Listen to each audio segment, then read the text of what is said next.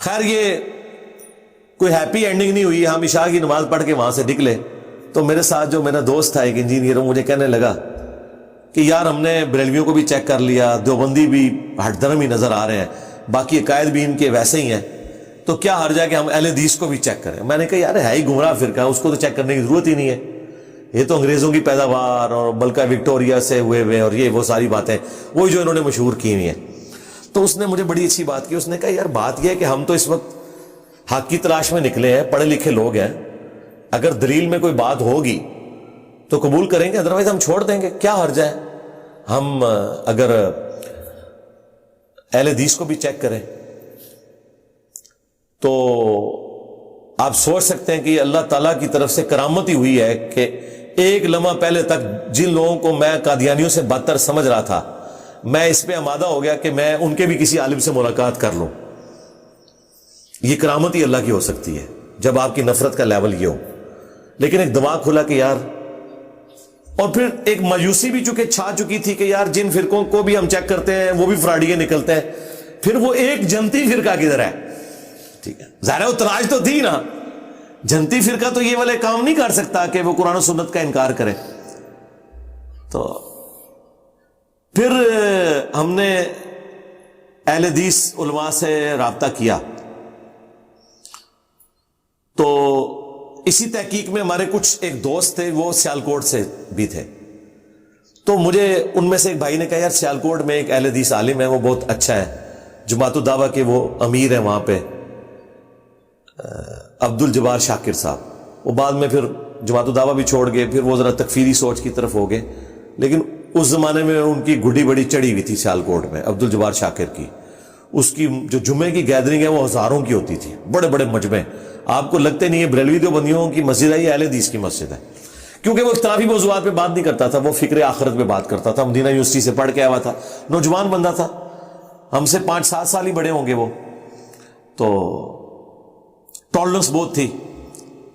خیر ہم وہاں پہنچ گئے تو پتہ چلا رات کو 11 بجے آئیں گے. ان کے مرکز ہم پہنچے، وہ رات کو 1 بجے کہیں آئے. ہم جاگتے رہے، پھر ان سے ملاقات ہوئی، فجر کی اذانیں ہو گئی. اس بندے کو پتہ چل گیا کہ یہ تحقیق میں ہے. تو اس نے پہلا جملہ اتنا اچھا بولا کہ وہ میرے دل میں گھر کر گیا، اور وہ آج تک میں سمجھتا ہوں کہ ہر مسلمان کا وہ عقیدہ ہونا چاہیے. اس نے پہلا جملہ بولا، اس نے کہا جی آپ مجھ سے اختلافی موضوعات ضرور ڈسکس کریں، لیکن میں آپ کو یہ بات پہلے ہی بتا دوں کہ ہم اہل حدیث بڑے بے فکرے لوگ ہیں. آپ اگر ہمارے کسی عالم کا ہمیں حوالہ دیں گے نا، اور وہ قرآن و سنت کے خلاف ہوا، تو ہم کہہ دیں گے کہ غلط ہے. ہم وہ مانیں گے جو قرآن و سنت میں لکھا ہوا ہے. لہٰذا ہمیں کسی کی دھونس آپ نے نہیں لگانی، اور اگر لگائیں گے بھی تو ہم بڑے بے فکرے لوگ ہیں. وہ تو خیر وقت نے ثابت کیا کہ بے فکرے لوگ تو ہم ہیں.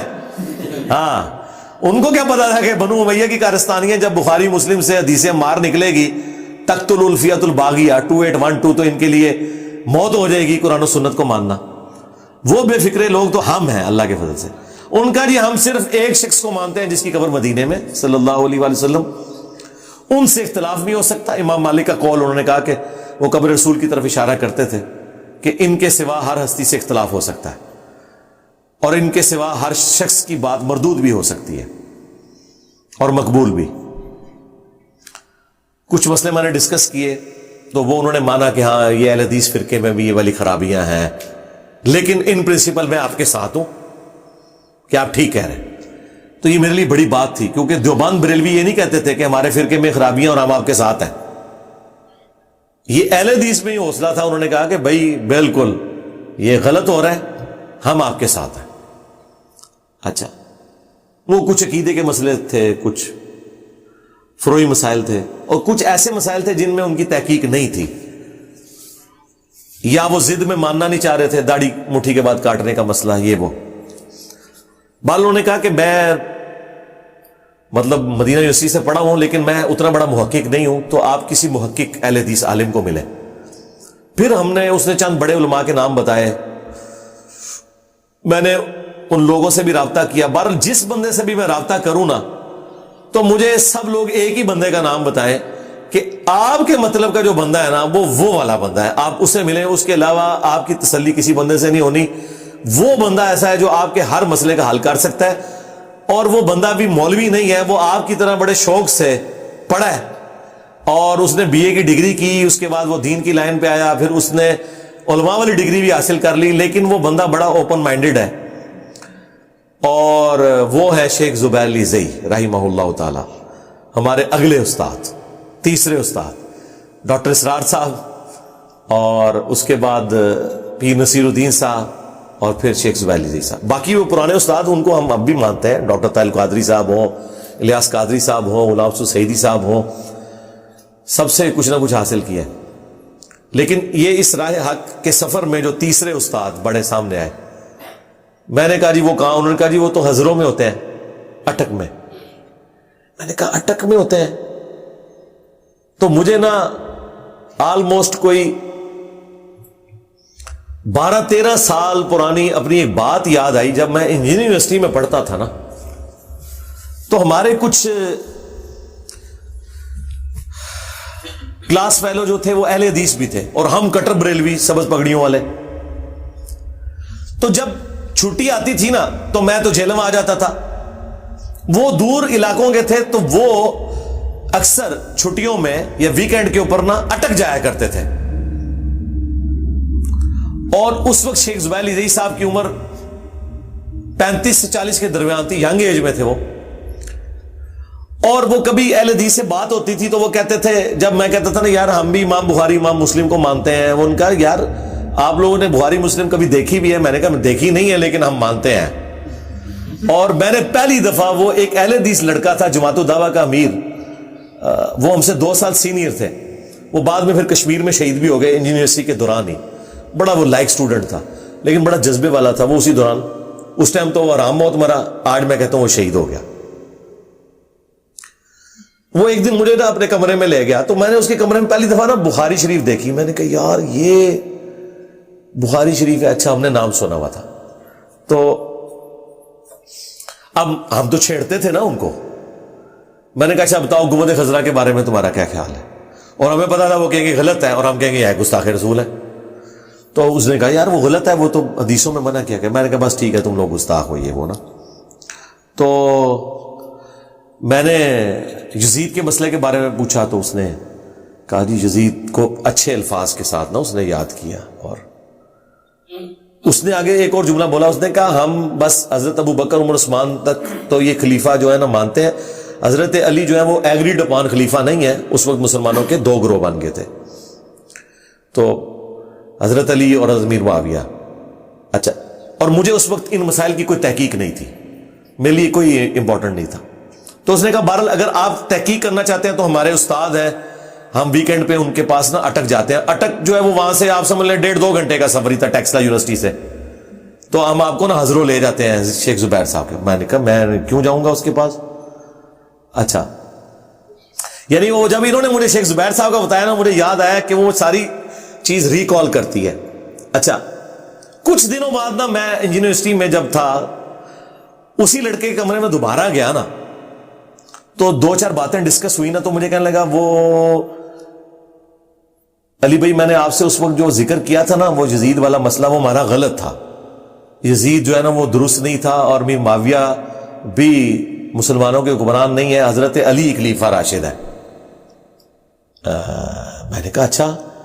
میں نے کہا تمہیں کس نے بات دی؟ اس نے کہا جی میں شیخ زبیر علی زئی صاحب نے نا ہمارا یہ مسئلہ کلیئر کر دیا. اس زمانے میں میں آپ کو بتاؤں شیخ صاحب نے اہل حدیث فرقے کی تجدید کی ہے, ٹھیک ہے, اتنے کٹر قسم کے. اچھا خیر, پھر میں نے اس کے ساتھ وہ قطع تعلقی کر لی, اور ظاہر ہے کہ ہم اپنے اس فرقے میں اسٹرانگ, ایک دوسرے کو سلام بھی نہیں کرنا, اور وہ بھی مسجد میں نماز نہیں پڑھتے تھے کیونکہ اہل حدیث اپنی جماعت لادا کراتے تھے, حنفیوں کے پیچھے نماز نہیں پڑھتے تھے. امام ہمارا دیوبندی تھا یونیورسٹی کا, لیکن وہ بندہ اخلاص والا تھا. وہ پھر جہاد ٹریننگ, اس وقت جہاد آپ کو پتا ہے عروج پہ تھا, حافظ سعید صاحب کا توتی بولتا تھا. یہ 1995-6 کی میں بات کر رہا ہوں. میں 97 میں وہ گیا کشمیر جہاد پہ, اور وہیں شہید ہو گیا. یہاں غیبانہ نماز جنازہ بھی اہل حدیثوں نے پڑھا. اچھا, ہم اس وقت بریلوی تھے, ہم بڑی خوشیاں منا رہے تھے کہ یار چلو اس منوز سے جان چھوٹی جو ان کا امیر تھا یہاں پہ. کیونکہ وہاں کیا کرتے تھے, نئے سٹوڈنٹس کو بلاتے تھے, اور جماعت الدعوہ والے آپ پتہ ہے دعوت تبلیغ کا کام کرتے تھے, لوگوں کے عقیدے صحیح کرنا, ٹریننگ پہ لے جانا تو یہ ٹھیک ہو جانی نماز سنت کے مطابق, یہ باتیں تو آج میں کر رہا ہوں نا، اس زمانے میں تو نہیں کرتا تھا. اچھا خیر، جب میں جاب پہ 2002 میں آیا تو 2000 میرا خیال ہے 7-8 کی بات ہے جب میں یعنی ریورٹ ہو کے اہل حدیث کی طرف آیا. اور پھر میں نے 2008 کا اعتکاف جو ہے نا وہ قبا مسجد جو ہے نا I-8 میں، بہت بڑا جماعت الدعوہ کا مرکز ہے اسلام آباد میں، فیض آباد کی بیک سائڈ پہ، وہاں میں نے نا وہاں کوئی 700-800 بندہ اعتکاف کرتا ہے، عورتیں بیسمنٹ میں، مرد اوپر، اور بڑا ان کا وہاں تو ایون جو تراویح کی گیدرنگ ہے وہ بھی ہزاروں میں ہوتی ہے، بڑا اچھے قاری وہاں پہ انہوں نے ہائر کیے ہوتے ہیں. تو وہاں نا میری ملاقات ایک اپنے پرانے کلاس فیلو سے ہوئی، اور بعد میں خیر NDC میں بھی آ گیا ہمارے ادارے میں ہی. تو وہ بندہ جب وہاں بیٹھا نا تو وہ بھی اعتکاف بیٹھا ہوا تھا. اس نے مجھے دیکھا، اس کے تو طوطے ہی اڑ گئے نا، ذریعے ہماری ملاقات ہو رہی ہے 8-9 سال کے بعد، فارغ ہونے کے بعد. کہ چلے آپ کلاس فیلو تھا میرا انجینئر یونیورسٹی میں. مجھے کہتا ہے یار میں مان ہی نہیں سکتا کہ تم چینج ہو گئے ہو. وہ مجھ نے میرا وہ کٹر دوڑ دیکھا ہوا تھا. تو میں نے کہا یار یہ اللہ تعالیٰ کی کرم نوازی ہے، اللہ تعالیٰ نے تو ہی تک کچھ آیا یہ ہونا. تو وہ مجھے کہنے لگا کہ وہ ہمارے جو بھائی تھے نا تو وہ آپ کے لیے بڑی دعائیں کیا کرتے تھے. اللہ تعالیٰ کسی کی دعا قبول کر سکتا ہے.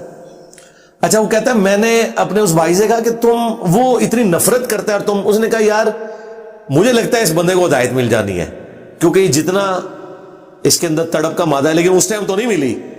یعنی کدھر 1997 اور کدھر 2008، 11 سال بعد. اسی لیے دعا میں بڑی طاقت ہے، دعائیں لوگوں کے لیے کرنی چاہیے. خیر میں آپ بتا رہا ہوں، وہ پھر شیخ زبیر علی صاحب کو پتا چلا، ہم پہنچ گئے جی. میرے آفس کے کلیگ تھے، وہ مجھے کہنے لگے کہ جی میرے پاس شیخ زبیر صاحب کے ایک اسٹوڈنٹ کا کانٹیکٹ نمبر ہے جو ہمارے یونیورسٹی میں بھی سینئر تھے، اور پھر وہ چھوڑ کے انہوں نے ڈگری بھی مکمل نہیں کی، وہ پھر اس فیلڈ میں آ گئے. انہوں نے پھر مدرسہ بنا لیا اپنا اور تحقیق کرنی شروع کر دی. پھر وہ غامدی صاحب کے ساتھ بھی رہے. انہوں نے نا شیخ زبیر صاحب کا ہمیں موبائل نمبر دیا. اس دوست نے ٹائم لیا تو شیخ زبیر صاحب نے کہا کہ جی آپ نا فلاں دن آ جائیں شام کے وقت. ہم نے خیر اسلام آباد سے نکلے اور یہ تاریخ تھی 28 مئی 2008، یوم تکبیر. یوم تکبیر کو 10 سال ہو چکے تھے. 28 مئی 1998 کو پاکستان نے اٹامک ایکسپلوژنز کیے تھے اور ان کی یہ 10ویں اینیورسری تھی. 28 مئی 2008 کو شیخ زبیر علی صاحب سے ملاقات ہوئی ان کی لائبریری میں.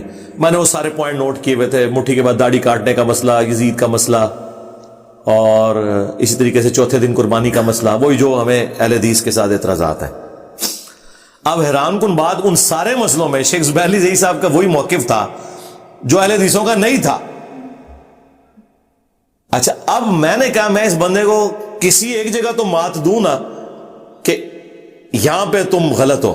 تو ایک مسئلہ ایسا نکلا، اور وہ مسئلہ تھا وسیلہ اور توسل کا. میں نے کہا جی آپ لوگ توسل کو غلط سمجھتے ہیں اور شرک. ان کا نہیں، میں شرک نہیں کہتا، بس ہم اس طرح کے توسل کے قائل نہیں ہیں. میں نے کہا وہ ابن ماجہ میں حدیث ہے نبی الاسلام کے وسیلے سے جو دعا والی. انہوں نے کہا وہ آپ حدیث، انہوں نے حدیث جو میں حدیث کہتا تھا اسی ٹائم عربی نکالتے تھے، کہتے یہ پڑھ. اچھا اس بندے نے کبھی یہ نہیں کہا ہے پڑھ، نہ سولوشن اینڈ پہ وہ خود پڑھتے تھے، کہتے تھے یہ دیکھو آگے الفاظ ہیں، اے اللہ نبی کی شفاعت میرے حق میں قبول کر. تو نبی الاسلام نے اس سے دعا کا وعدہ کیا تھا، حضور سامنے موجود تھے تو دعا کروا لی. اس کو آپ آج کی ڈیٹ میں کیسے ایکسٹراپولیٹ کر سکتے ہیں؟ میں نے کہا بات تو ٹھیک ہے. پھر ان کا چھوڑ دے علی بھائی، وہ علی بھائی مجھے کہتے تھے شیخ زبیر صاحب، وہ کہتے ہیں میں آپ کو بخاری سے ایک حدیث بتاتا ہوں 1010 انا کننا نتوسل الیک بنبینا. یہ میں نے زندگی میں پہلی بار حدیث نا شیخ زبیر صاحب کے پاس کہ حضرت عمر کہتے ہیں کہ اے اللہ جب تک تیرے نبی ہم میں موجود تھے ہم ان کو پیش کرتے تھے، اب تیرے نبی کے چچا کو لائے ہیں. شیخ زبیر صاحب نے کہا دیکھو حضرت عمر کا وہی عقیدہ جو ہمارا ہے کہ آپ نے نیک بندے سے دعا کرانی ہے، ورنہ حضرت عمر حضور کا وسیلہ پیش کر سکتے تھے. مجھے کہتے ہیں آپ بتاؤ. میں نے کہا جی آپ نے مجھے لاجواب کر دیا، اس حدیث کا میرے پاس کوئی جواب نہیں ہے، یہ تو واضح ہے. تو میں نے کہا میرا عقیدہ ثابت ہو نہ ہو، آپ کا عقیدہ ثابت ہو گیا بہرحال ادھر سے. تو یہ ایک مسئلہ تھا. باقی داڑھی کے مسئلے میں انہوں نے کہا میں تو قائل ہوں، میں نے تو مضمون لکھا ہوا ہے۔ یزید کا مسئلہ، وہ جنتی لشکر والا، انہوں نے کہا یہ میں نے تو مضمون لکھا ہوا ہے۔ جو بھی میں بات کروں ان کا یہ دیکھو میں نے تو اس پہ مضمون لکھا ہوا ہے اہل حدیث رسالے میں۔ میں نے کہا آپ کون سے اہل حدیث ہیں؟ تو وہ کہتے ہیں بھائی میں اپنا ذمہ دار ہوں، میں منہج اہل حدیث کے اوپر ہوں، اہل حدیث فرقے کا کوئی لینا دینا نہیں میرے ساتھ۔